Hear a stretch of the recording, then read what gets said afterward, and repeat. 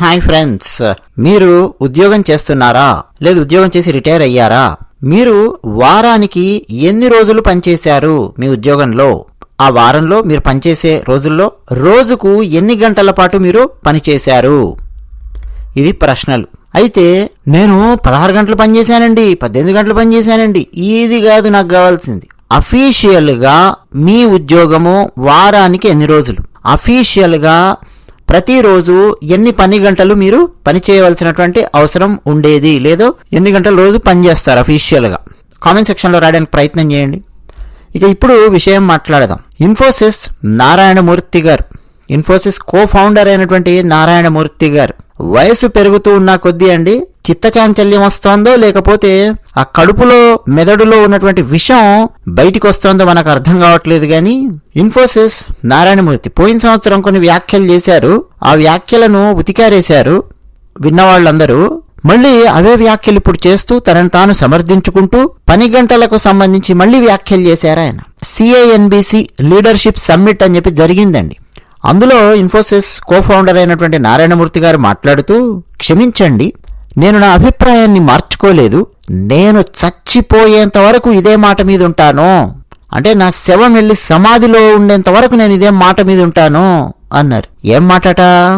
వారానికి 70 గంటల పాటు ప్రతి ఒక్కరూ పనిచేసే విధంగా ఉండాలట. 1986లో భారతదేశంలో 6 రోజుల వర్క్ వీక్ నుంచి 5 రోజుల వర్క్ వీక్ కు మారినప్పుడే తానెంతో అసంతృప్తికి గురైనట్టు ఇన్ఫోసిస్ నారాయణమూర్తి గారు చెప్తూ ఉన్నారు. దేశం అభివృద్ధి చెందాలంటే కావాల్సింది విశ్రాంతి కాదు, త్యాగము. దేశ ప్రధాని నరేంద్ర మోదీని ఒకసారి చూడండి, వారానికి 100 గంటలు పనిచేస్తున్నారు. ఇందుకు కృతజ్ఞతగా మనం చేయాల్సింది మరింత మనం శ్రమించి పనిచేయడమే. జర్మనీ, జపాన్ లాంటి దేశాలు సైతం ఇలాగే ఎంతో కష్టపడి తమ దేశాభివృద్ధికి పాటుపడుతున్నాయి. అసలు నా కెరియర్లో నేను రోజుకు 14 గంటల పాటు పనిచేసేవాణ్ణి. ఉదయం 6 గంటల 30 నిమిషాలకు ఆఫీసుకు వెళితే రాత్రి 8 గంటల 40 నిమిషాలకు ఇంటికెళ్లేవాణ్ణి. నీలో ఎంత మేధస్సు ఉన్నా సరే కష్టించి పని చేయకపోతే దానికి విలువ లేదు. నేను ఈ విషయాన్నే నమ్ముతాను. దేశం పురోగతి సాధించాలి అనంటే ఇలా వారానికి 70 గంటల పాటు పని చేయాలి. అసలు వారానికి 70 గంటల వర్క్ వీక్ తీసుకొస్తేనే దేశం మరింతగా బాగుపడుతుంది. దేశం ముందుకెళ్లాలంటే శ్రమించడమే ఏకైక మార్గం. ఇవన్నమాట ఆయన కొట్టినటువంటి డైలాగులు. వింటుంటే ఎంత బాగుంది కదా. నరేంద్ర మోదీ గారు 100 గంటలు పనిచేస్తారు అని చెప్పి మోదీ గారిని మధ్యలోకి తీసుకొచ్చారు. ఈయన తాను తన కెరియర్లో రోజు 14 గంటల పాటు పనిచేసేవాడిని అన్న విషయం గుర్తు చేశారు. ఉదయం 6:30కు పని మొదలెడితే రాత్రి 8:40 దాకా పనిచేసేవాడిని అని చెప్పి చెప్తూ ఉన్నారు. ఈయన భారతదేశంలోనట 1986లో ఒక రూల్ వచ్చిందంట. అప్పటి వరకు భారతదేశంలో వారానికి 6 రోజుల పాటు పనిచేసేవారట. ఒక్కరోజు మాత్రం సెలవు ఉండేది. అది కాస్త 5 రోజుల వర్క్ వీక్కు కుదించినప్పుడు తాను చాలా అసంతృప్తికి గురయ్యాట. ఇప్పుడు అర్థమవుతోందా అండి? పెట్టుబడిదారులు ఏ స్థాయిలో రక్తాన్ని పీల్చి పిప్పి చేస్తారు అన్నది పాయింట్ ఇక్కడ. ఎర్రచొక్క భావజాలము ఎందుకు ప్రపంచవ్యాప్తంగా ఒకానొక టైములో ఎక్కువగా విస్తరించే ప్రయత్నం చేసిందనుకున్నారు? కార్ల్ మార్క్స్ దాస్ క్యాపిటల్ అని చెప్పి రాసినప్పుడు అందులో చాలా పెద్ద పెద్ద చాప్టర్స్ ఒక అంశం గురించి రాశాడు. పెట్టుబడిదారుడు ఎప్పుడైనా సరే శ్రామికుల యొక్క శక్తిని, శ్రమను ఒక మార్కెట్ కమోడిటీ లాగా చూస్తాడు. దాన్ని ఒక వస్తువు లాగా చూస్తాడు. శ్రమను ఒక కమోడిటీ అని చెప్పి చూస్తాడు తప్ప పెట్టుబడిదారుడు ఎప్పుడు కూడా మనిషిని మనిషిలాగా చూడడు. ఒక మానవత్వపు కోణంలో ఎప్పుడు చూడడు. వీడు చస్తే ఏంటి, వీడి ఆరోగ్యం పాడైపోతే నాకేంటి, ఇవన్నీ నాకు సంబంధం లేదు. వీణ్ణి ఎంతగా కష్టపెట్టేలా చేసి, శ్రమించేలా చేసి, వీడి చేత ఎంత ఎక్కువ పని లాగితే అంత ఎక్కువ నా కంపెనీ లాభాలు ఆర్జిస్తుంది అన్న కోణంలో పెట్టుబడిదారుడు చూస్తూ ఉంటాడు అని చెప్పి కార్ల్ మార్క్స్ రాశాడు. నిజానికండి ఆయన రాసిన టైంలో పరిస్థితి అలాగే ఉండేది. ఎందుకంటే పారిశ్రామిక విప్లవం అనేది వచ్చింది ప్రపంచంలో. ఇండస్ట్రియల్ రెవల్యూషన్ అని చెప్పి పిలుస్తారు. ఆ టైంలో భయంకరమైనటువంటి ఎక్స్ప్లాయిటేషన్ ప్రపంచంలో ఉండేది. కొన్ని చోట్ల వారానికి 100 గంటలు పని చేయించేవాళ్ళు, బలవంతంగా పని చేయించేవాళ్ళు. కొన్ని చోట్ల 90 గంటలు, 80 గంటలు, 70 గంటలు వారానికి ఇష్టం వచ్చినట్టుగా పని చేయించేవాళ్ళు. పారిశ్రామిక విప్లవంలో యంత్రాలేమో పెరిగిపోతూ ఉన్నాయి, కొత్త కొత్త యంత్రాలు కనుక్కుంటున్నారు. ఆ యంత్రాలతో పనిచేయడానికి మనుషులు కావాలి. ఆ మనుషులు ఆ యంత్రాలను ఉపయోగించి రకరకాల ప్రోడక్ట్స్ తయారు చేయాలి. ఆ ప్రోడక్ట్స్ను మార్కెట్ చేయాలి క్యాపిటలిస్టు. ఇదే కోణంలో ఉండేది. సో అందుకని కార్ల్ మార్క్స్ రాసినటువంటి టైంలో పరిస్థితి ఎలా ఉండేది అని అంటే, ఈ కమ్యూనిజం అనేది తర్వాత విపరీతంగా వ్యాప్తి చెందడానికి కరెక్ట్గా దీన్ని బాగా ఉపయోగించుకున్నారు ఆ తర్వాత కమ్యూనిస్టులు కూడా. ఓకే, కానీ పూర్తిగా దేశం కమ్యూనిజంగా మారిన తర్వాత అంతకంటే రాక్షసత్వంతో ప్రవర్తించినటువంటి దేశాలు ఉన్నాయి. అది అసలు దారుణమైన విషయం. రష్యా చాలా పెద్ద ఉదాహరణ.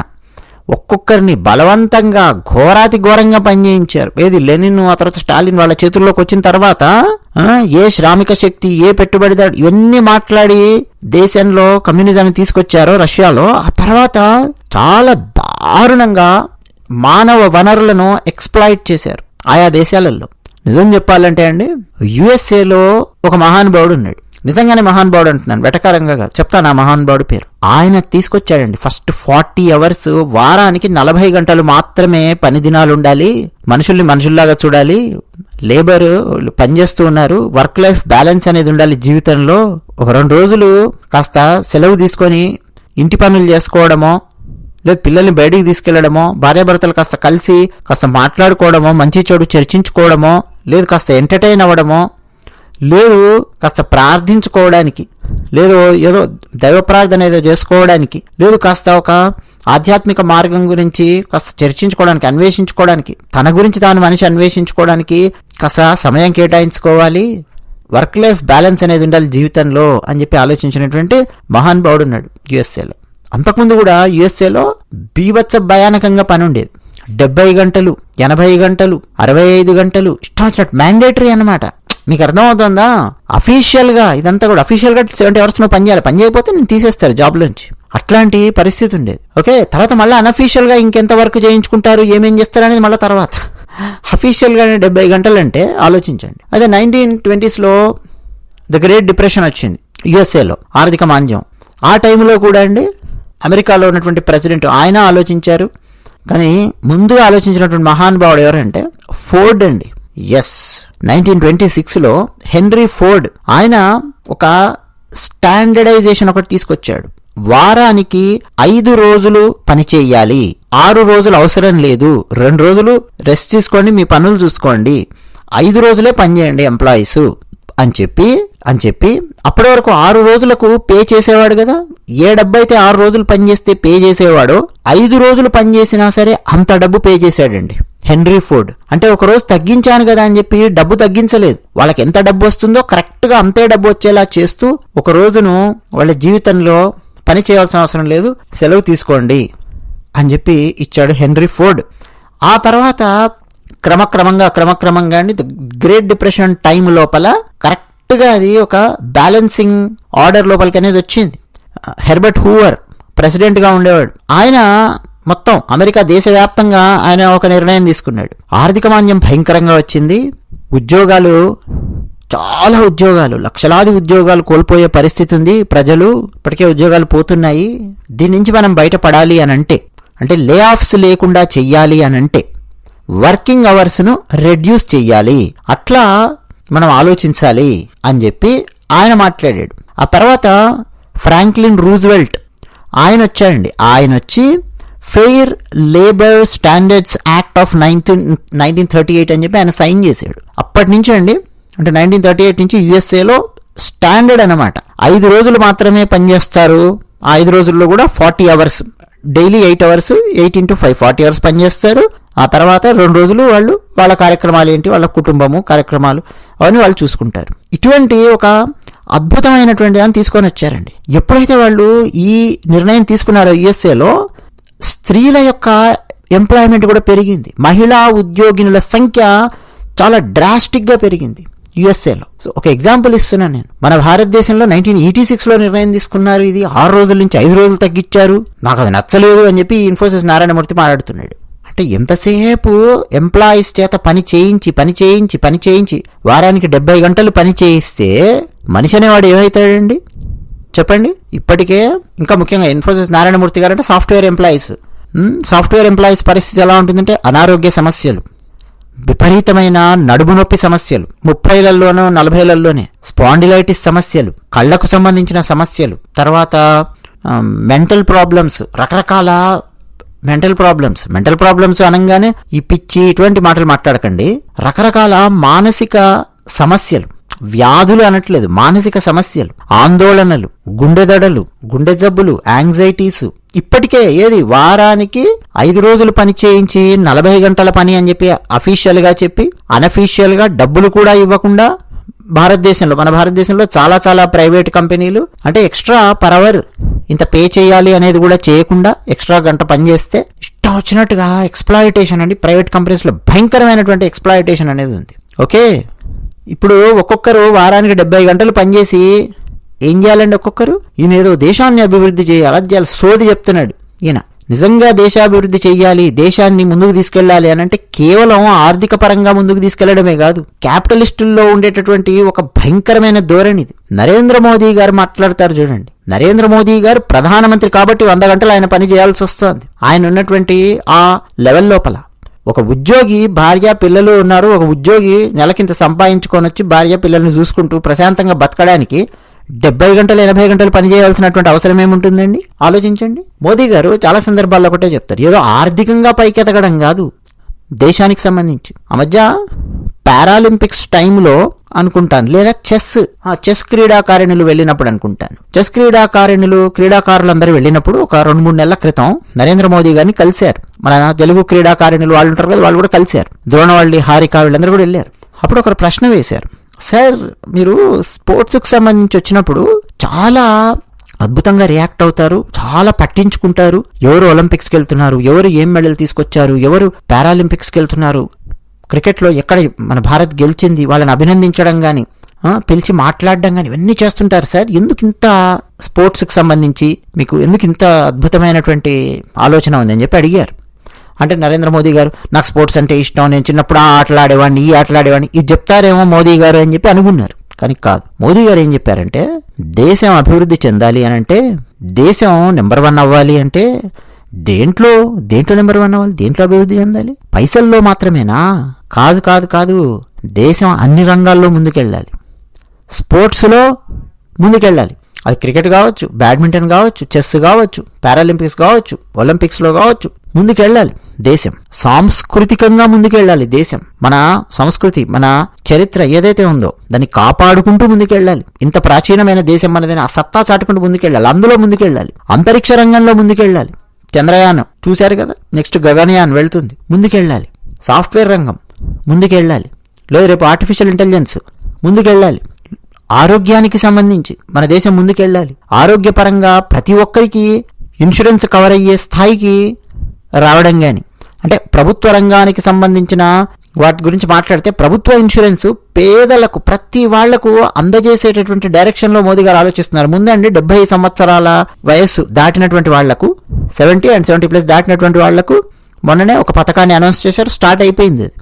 నెక్స్ట్ మెల్లిమెల్లిగా పేద ప్రజలకు ఎట్లా ఎక్స్పాండ్ చేయాలి, ఏం చేయాలి, ఇది మోదీ గారు ఆలోచిస్తున్నారు. ప్రతి ఒక్కరికి బ్యాంక్ అకౌంట్ ఉండడం, ప్రతి ఒక్కరూ సెల్ ఫోన్తో ట్రాన్సాక్షన్స్ చేసేటటువంటి స్థాయికి వెళ్ళడం, ప్రతి రంగంలో ముందుకెళ్ళాలి దేశము కదా. ఎంతసేపు వారానికి 70 గంటలు 60 గంటలు పని చేసుకుంటూ కొట్టించుకుంటూ కంపెనీలలో కూర్చొని ఇదేనా ఇన్ఫోసిస్ నారాయణమూర్తి? ఆధ్యాత్మికంగా ముందుకెళ్ళకూడదు దేశం? వ్యక్తిగతంగా మనిషి తన గురించి తాను ఆలోచించుకోవడానికి సమయం అవసరం లేదండి? ఒక భగవంతుడు అంటే ఏమిటి? ఆలోచననే ఆనందంగా చేసుకున్నటువంటి మహానుభావులు పుట్టారు మన దేశంలో. శంకర భగవత్పాదుల వారు, రామానుజాచార్యుల వారు, మధ్వాచార్యుల వారు భాష్యాలు రచించినటువంటి వాళ్ళు ఉన్నారు. మనం తెలుసుకోవద్దా, చదువుకోవద్దా? మనకంటూ ఒక పర్సనల్ జీవితం అంటూ ఉండకూడదా? భార్య భర్త కాస్త కూర్చొని ఆ వీకెండే కాస్త కూర్చొని గడపడం కానీ, కాస్త ఒక సినిమా చూడడం కానీ, లేదు అట్లా బయటికి వెళ్ళడం కానీ, ఒక కుటుంబం అందరూ కలిసి ఓ దేవాలయానికి వెళ్ళడం కానీ, లేదు దేశంలో రకరకాలుగా ఏం జరుగుతుంది, ప్రపంచంలో రకరకాల సమస్యలు ఏం జరుగుతున్నాయి, వాటి యొక్క ప్రభావం భారతదేశం మీద ఎలా పడుతోంది, దానికి మనం ఏం చేయాలి, మతపరమైనటువంటి దాడులు ఎలా జరుగుతున్నాయి, సంస్కృతిని తొక్కేయడానికి ఏమేమి శక్తులు ఉన్నాయి, వాటిని మనం ఎదుర్కోవడానికి మనం ఏం చేయాలి, నెక్స్ట్ జనరేషన్కి ఏం చెప్పాలి, ఇంకా వేరే ఇట్లాంటి ఆలోచనలు ఎన్ని ఉంటాయండి దేశం అభివృద్ధి చెందడం అంటే. ఆలోచించండి ఎంతసేపు అండి. ఆర్ నారాయణమూర్తి ఒక రకమైన క్యాపిటలిస్టిక్ ధోరణి ఉంటుంది, ఒక పనికిమాలిన ధోరణి. ఒకప్పుడు రాజుల కాలం లోపలికి వెళ్ళి చూస్తే కొంతమంది రాజులు ఎంతసేపు యుద్ధం, ఎక్స్పాన్షనిజం, ఇదే గోల. వాళ్ళ చరిత్ర మొత్తం తీస్తే యుద్ధం తప్ప ఇంకేం ఉండదు. ఓకే, కొంతమంది రాజులు వాళ్ళ చరిత్ర మీరు తీసుకొని చూస్తే విలాసాలు ఇవి తప్ప ఇంకేం ఉండదు. అదే శ్రీకృష్ణదేవరాయల వారి చరిత్ర ఒకసారి అధ్యయనం చేయండి. తురుష్కుల సైన్యాన్ని తరిమి కొట్టినటువంటి కృష్ణదేవరాయల వారు, 3 రాయర గండ అని చెప్పి బిరుదు పొందినటువంటి కృష్ణదేవరాయల వారు ఆర్థికంగా తన రాజ్యాన్ని సుభిక్షం చేశారు, వ్యాపార పరంగా సుభిక్షం చేసి పెట్టారు. ఎక్కడెక్కడి వాళ్ళు వ్యాపారం చేయడానికి వచ్చేవాళ్ళు. కళల పరంగా సుభిక్షం చేసి పెట్టారు.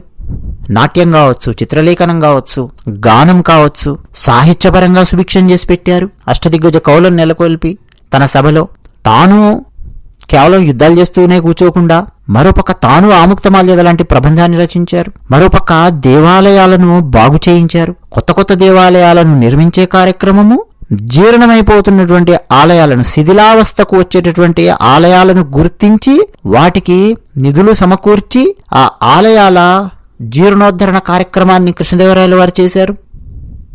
ఎన్ని అండి కృష్ణదేవరాయల వారు చేసింది. ఒకసారి చూస్తే దిమ్మ తిరిగి బొమ్మ కనిపిస్తుంది చరిత్ర చదివితే. అంటే మల్టీ డైమెన్షనల్ అప్రోచ్ అనేది ఉండాలి ఎప్పుడైనా కానీ. ఒక దేశానికి ఒకటే డైరెక్షన్ లో పోతాను అనంటే ఏమేం జరిగింది చాలా దేశాల పరిస్థితి. ఒకప్పుడు గొప్పగా బతికినటువంటి దేశాలు ఉన్నాయి, యుద్ధాలలో పడి మొత్తం నాశనమైనటువంటి దేశాలు ఉన్నాయి. కొన్ని దేశం వాళ్ళకు కళలు మాత్రమే తెలుసు, ఇంక వేరే ఏం తెలియదు. ఇట్లా ఉన్నటువంటి దేశాలు ఉన్నాయి. స్పోర్ట్స్ అసలు తెలియదు. కొన్ని దేశాలు స్పోర్ట్స్ పేరు చెప్పినప్పుడే వాడి పేరు గుర్తొస్తుంది. ఫుట్బాల్ ఆడేటప్పుడు కొన్ని దేశాల పేరు గుర్తొస్తుంది. ఉరుగ్వే గానీ, పరాగ్వే గానీ, దక్షిణ అమెరికా దేశాలు గానీ స్పోర్ట్స్ అంటే ఫుట్బాల్ అదరగొడతారు. కొన్ని దేశాలు బ్రెజిల్ గానీ, అర్జెంటీనా గానీ, కొలంబియా గానీ అద్భుతమైన ఫుట్బాల్ జట్లు. అదే మీరు వాళ్ళ దేశాలలో ఉండే అంతర్గత భద్రతకు సంబంధించి కనుక ఒకసారి చెక్ చేయండి, ఎంత దారుణంగా ఉంటుందో తెలుస్తుంది. మాదక ద్రవ్యాల గోల, రోడ్ల మీద కాల్చుకు సావడం, అంటే సామాజిక పరంగా అభివృద్ధి లేదు ఆ దేశాలలో. సో ఇట్లా రకరకాల అభివృద్ధి కావాలి దేశం అంటే. ఎంచే ప్రతి ఒక్కరు కొట్టించుకోండి రా, మా ఆఫీస్లో కూర్చొని 70 గంటలు పనిచేయండి అంటే ఎవడైనా కానీ ఎందుకు ఊరుకుంటారండి? ఉతికారేస్తున్నారు ఇన్ఫోసిస్ నారాయణమూర్తిని. అఫీషియల్గా 70 గంటలు చేయాలంట. నిరుద్యోగ సమస్య ఇంకా పెరుగుతుందండి. అఫీషియల్గా ఒక్కొక్కరు 70 గంటలు చేయడం మొదలెడితే విస్తృతంగా నిరుద్యోగ సమస్య పెరుగుతుంది. తొందరగా, అతి తొందరగా హార్ట్ అటాక్లు వచ్చి చనిపోయే వాళ్ళ సంఖ్య విస్తృతంగా పెరుగుతుంది. ఇప్పుడున్నటువంటి ఈ జీవన శైలి వల్ల 70 గంటలు కనుక వారానికి చేసి పెడితే నువ్వు నీ ఇష్టంతో పనిచేస్తున్నావు అనుకో, నీకు ఇష్టమైనటువంటి సబ్జెక్టు, నీకు ఇష్టమైనటువంటిది నువ్వు పనిచేస్తున్నావు అనుకో, అది ఓకే, ఎవరు అడ్డు పెట్టరు. ఇప్పుడు మాట్లాడుతున్నానండి నేను, నాకు ఉద్యోగమో వ్యాపారమో ఉంటుంది కదా, ఆ పని నేను చేసుకొని మళ్ళీ నేను ఈ పని చేస్తున్నాను. ఇది ఎందుకంటే ఇది నాకు ఇష్టమైన పని కాబట్టి ఈ పని చేస్తున్నాను. నేను దీన్ని పనిగా కూడా భావించాను. అంటే మాట్లాడడం కానీ, విశ్లేషించడం కానీ, రకరకాల వీడియోస్ పెట్టడం కానీ, ఇతిహాసం ఛానల్లో లేదు టీమిక్స్చర్ ఛానల్లో అదనంగా సమయాన్ని వెచ్చించి పని చేస్తూ ఉన్నాను. నాకు కూడా ఒక్కొక్కసారి విపరీతమైన అలసట, శ్రమ అలా అవుతుంది. ఇంట్లో వాళ్ళు చెప్తుంటారు, నాకు కూడా అర్థమవుతుంటుంది, అమ్మో కొంచెం తగ్గించాలి అని చెప్పి మళ్ళీ తగ్గించి మళ్ళీ బ్యాలెన్స్ చేస్తూ వెళ్తుంటాం. కానీ ఒకవేళ నేను ఒక 2-3 రోజులు వీడియోస్ పెట్టలేదు అనుకోండి, లేదు ఒక రోజు ఒక వీడియో పెట్టాను అనుకోండి, నన్ను ఎవరు అడిగారు? గొంతు మీద కత్తి పెట్టి ఎందుకు పెట్టలేదు వీడియో ఎవరు అడిగారు? కానీ అదే మనకు ఉన్నటువంటి ఉద్యోగం లోపల మీరు మానేయండి, లైట్ తీసుకోండి, నాకు వెళ్ళాలని లేదు, లైట్ తీసుకోండి, ఓ 15 రోజులు నేను ఇంట్లో ఉంటాను, చూసుకోండి, చూద్దాం ఎలా ఉంటుందో తెలుస్తుంది. అదే 70 గంటల పని ఉంటే ఇంకా వేరే పని ఎలా చేస్తారండి? ఇన్ఫోసిస్ నారాయణమూర్తి కనీసం అవగాహన లేదు. ఒకప్పుడండి 18th సెంచరీ 19th సెంచరీ ఆ టైంలో పరిస్థితి అది. కొట్టి పని చేయించేవాళ్ళు. ఆ ఇండస్ట్రియల్ రెవల్యూషన్ టైం లోపల బెదిరించి పని చేయించేవాళ్ళు, ఉద్యోగాలు పీకేసేవాళ్ళు, విధి లేక చాలా దారుణమైనటువంటి పరిస్థితుల్లో పనిచేసేవాళ్ళు ఉద్యోగులందరూ. అదిగో ఆ టైంలో ఈ కార్ల్ మార్క్స్ సంబంధించినటువంటి అన్ని బాగా ఆ టైంలో వచ్చాయి కాబట్టి జనాలకు బాగా ఎక్కింది. కొన్ని దేశాలలో కమ్యూనిజం వ్యాప్తి చెందడానికి కావాల్సినటువంటి కారణాలు కూడా అవేనమాట. ఆ టైంలో ఉన్నటువంటి ఆ సిచ్యువేషన్ ని బాగా క్యాష్ చేసుకునే ప్రయత్నం చేశారు. తర్వాత మళ్ళీ కమ్యూనిజం వచ్చిన తర్వాత అంతకంటే వర్స్ట్ గా బిహేవ్ చేశారు ఆ దేశాలలో. ఈ నారాయణమూర్తి గారు ఉన్నారు కదా, ఈయన కూడా అండి ఆ సోషలిస్ట్ భావాలు, కమ్యూనిస్ట్ భావాలు ఈయన లోపల ప్రస్ఫుటంగా ఉన్నాయి. ఈయన సతీమణికి ఈయనకు మధ్య హస్తిమశకాంతరం తేడా ఉంది ఆలోచనలలో. ఆమెనేమో ఇటువంటి మాటలు మాట్లాడేది, ఆమె మానవుడు మానవ కేంద్రంగా మాట్లాడుతుంది, ఒక హ్యుమానిటీ యాంగిల్లో మాట్లాడుతుంది ఆమె. ఈయననేమో పక్కా అండి ఆ కమ్యూనిస్టు ధోరణి ఈయన లోపల కూడా ఉంటుంది. మరి కమ్యూనిస్టు ధోరణి ఈయన లోపల ఉంటే ఎందుకండి ఇలా మాట్లాడతాడు, వారానికి 70 గంటలు పని చేయాలని చెప్పి మాట్లాడాడు కదా అని మీలో కొంతమంది అనుకుంటారేమో. కానీ కాదండి, వాళ్ళ లోపల ఎలాంటి ధోరణి వచ్చేస్తుందంటే మనుషుల్ని మనం ఎంత బాగా రుద్ది పిండి వాడుకుంటే అంత ఎక్కువ దేశాన్ని ఏదో అభివృద్ధి చేయొచ్చు అన్న కోణంలో మేము ఆలోచిస్తున్నాం అనుకుంటారు. కానీ వాళ్ళకి తెలియని విషయం ఏంటంటే జర్మనీ కావచ్చు, జపాన్ కావచ్చు, చాలా దేశాలు కావచ్చు పని గంటలను చాలా వరకు తగ్గించాయి.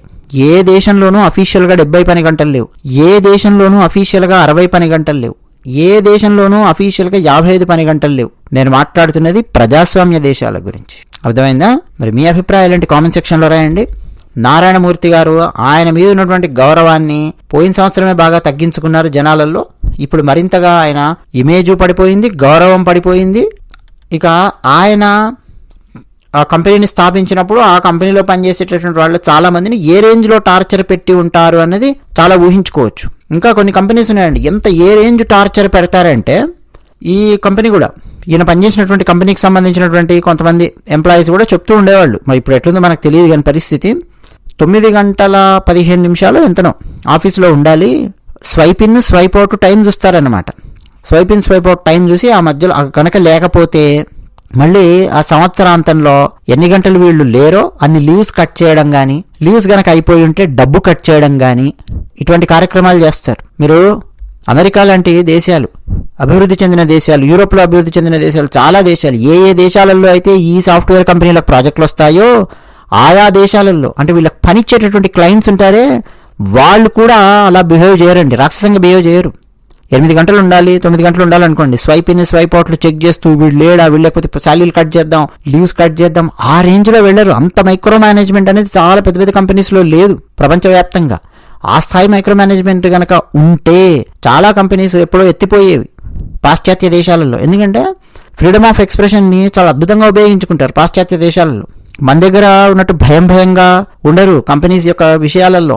అందుకని కంపెనీసే ముందు ఎందుకు వచ్చినా గోలా అని చెప్పి చాలా జాగ్రత్తగా ఉంటాయి. లేబర్ లాక్స్ కూడా చాలా స్ట్రాంగ్గా ఉంటాయి. మన భారతదేశంలో చాలా చోట్ల బాండ్ రాయించుకుంటారు. ఒక కంపెనీలలో ఫ్రెషర్స్ వాళ్ళు జాయిన్ అవుతారు కదా, బాండ్ రాయించుకుంటారు. నేను 2 ఏళ్ళు పనిచేస్తాను, లేదా సంవత్సరం ఇంత పనిచేస్తాను, 2 ఏళ్ళు కనుక నేను వెళ్ళిపోయానంటే కంపెనీలో నుంచి ₹1,00,000 కడతాను, లేదు 2 లక్షలు కడతాను, 3 లక్షలు కడతాను, ఇట్లా బాండ్ రాయించుకుంటారు పెద్ద పెద్ద కంపెనీస్. నేను చెప్తున్నది ఇప్పుడు ఏ కంపెనీ ఏమేం చేస్తున్నది నాకు తెలియదు కానీ చాలా కంపెనీస్లో పరిస్థితి అదనమాట. సర్టిఫికెట్లు దగ్గర పెట్టుకునేటటువంటి కంపెనీస్ ఉన్నాయి. ప్రైవేట్ కంపెనీస్ గురించి మాట్లాడుతున్నాను. ఒక సాఫ్ట్వేరే కాదు, చాలా రకరకాల కంపెనీస్. విదేశాలలో ఎక్కడ ఎవరితో కూడా బాండ్ రాయించరు. ఏమని, నేను 2 సంవత్సరాలు ఉంటాను, ఒకవేళ మధ్యలో కనుక నేను వెళ్ళిపోతానంటే నేను కంపెనీకి ఇంత పే చేయవలను, అట్లాంటిది ఉండదు. 2 వారాల ముందు చెప్పేయాలంతే. 14 days అంతే అండి. చాలా దేశాలలో, ప్రజాస్వామ్య దేశాలలో, పాశ్చాత్య దేశాలలో 14 days ముందు చెప్తే చాలు. వాళ్ళైనా అంతే, ఈవెన్ ఎంప్లాయీ అయినా అంతే, ఎంప్లాయర్ అయినా అంతే. 2 వారాలు లేదు 2-3 వారాల్లో చెప్పేసేసి అయ్యా నేను ఉద్యోగం మానేస్తున్నాను, వేరే దగ్గర చూసుకున్నాను, లేదా వాళ్ళు కూడా వచ్చి నీ పని మాకు నచ్చడం లేదు, నిన్ను ఉద్యోగం నుంచి తీసేస్తున్నాం. ఇది కూడా అట్లే చెప్తారు వాళ్ళు. తగ్గ బాండ్ రాయించుకొని వాళ్ళని ఏదో కాలికి గొలిచేసి కట్టినట్టు అట్లా ఎవరు చేయరు. ఎక్కడ కూడా మోటివేట్ చేయించి పని చేస్తారు. ఆ మోటివేషన్ ఎక్కడి నుంచి వస్తారు? ఆ శాలరీ చక్కగా ఇవ్వడం ద్వారా కానీ, మధ్య మధ్యలో వాళ్ళని అప్రిషియేట్ చేస్తూ మోటివేట్ చేయడం కానీ, ఏదైనా చక్కటి పని చేసినప్పుడు మంచి పని ఇవ్వడం ద్వారా మోటివేట్ చేయడం కానీ, కొత్త కొత్త టెక్నాలజీస్లోకి ఇంట్రడ్యూస్ చేస్తూ మోటివేట్ చేయడం కానీ, ప్రతి ఒక్కరి మోటివేషన్ ఫ్యాక్టర్స్ డిఫరెంట్గా ఉంటాయి. అవేంటో ఐడెంటిఫై చేసి అట్లా ముందుకు తీసుకెళ్ళాలి తప్ప 70 గంటలు పని చేయిస్తాను. ఇంకా ఫ్యాక్టరీ, రావుగోపాలరావు గారి సినిమాలు ఫ్యాక్టరీలు చూపిస్తాను చూడండి. కృష్ణరాజు గారు కాకి చొక్కాలు వేసుకొచ్చి ఈ పెట్టుబడిదారులను గోలా అంతా మనం చూస్తూ ఉంటాం ఆ సినిమాలలో, పాత సినిమాల్లో కనిపిస్తుంది. ఆ టైపులో ఉందండి నారాయణమూర్తి గారి బిహేవియర్. ఇంకేం చెప్పాలి, ఆయన చచ్చిపోయేంత వరకు కూడా ఆయన ఇంకా దీన్ని అసలు ఒప్పుకోడంట, ఆయన అభిప్రాయం మార్చుకోడంట. వారానికి 70 గంటలు పనిచేస్తే దేశం ముందుకెళ్తుంది, దేశం ముందుకు సాగాలంటే ఇదే మార్గం అంటాడు. దేశం ముందుకు సాగడం అంటే పైసలు బాగా సంపాదించి పెట్టుకోవడం, ఇదేనా మార్గము? వేరే ఇంకేం మార్గం లేదా? వేరే విధానాలు ఇంకా డెవలప్ అవ్వాలా వద్దా?